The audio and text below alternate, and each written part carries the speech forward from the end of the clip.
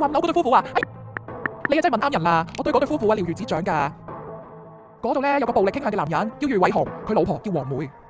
佢哋搬咗入嚟應該淨係得幾年㗎咋，一開始就只有黃梅一個人住，冇見過余偉雄呢個人出現過。係咩？原來嗰兩公婆一開始唔一齊㗎。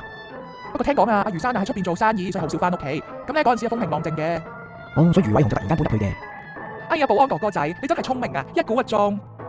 余生啊，好似因為生意失敗，所以啊翻到嚟同佢老婆一齊住咯。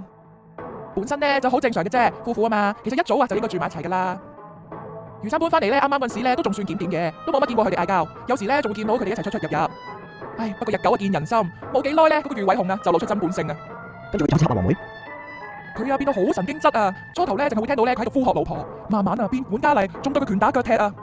有幾次啊，我喺走廊上面見到啊佢打黃梅，我仲諗住去阻止㗎，點知啊佢恐嚇我，嗰個神情太恐怖啦，嚇到我之後啊都唔敢去5樓啊。照你咁講，黃梅一直都俾佢蝦緊，而且都冇人阻止佢。唉，邊個咁啊？佢肯定啊係有暴力傾向啦，而且仲成日飲醉酒，講下佢真係恐怖過鬼啊！但係一直都冇人幫黃梅喎，又好難阻止呢條友。我哋啊作為旁人仲可以幫啲咩啊？最終啊都係要靠黃梅佢自己企出嚟。如果佢喺警察嚟嘅時候講晒啲嘢出嚟就好啦。我聽4樓個黃生講過啊，佢話之前有報警，但似乎都冇用。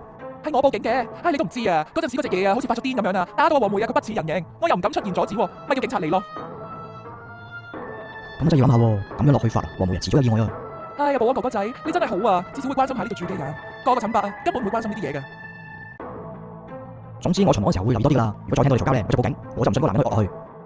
太好啦！如果所有人都好似你咁挺身而出就好啦。之後啊，我見到任何嘢，我一定會第一時間話俾你知啊。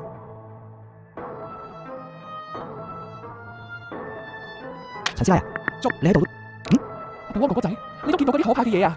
咦？咁照你咁講，陳師奶你都見到啊？咁太好啦！咁有乜嘢好啊？我意思咧，我終於可以見到敵人啊！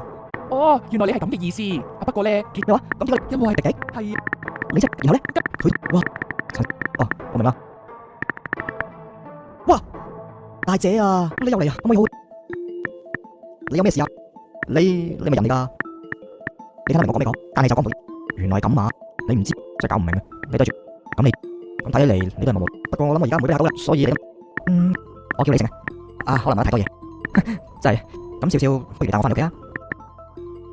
咦，原來你都唔怪得嘅，你知唔知道點解咁啊？真係要同唔係咁可憐，係喎，唔怪得啦，咁樣講。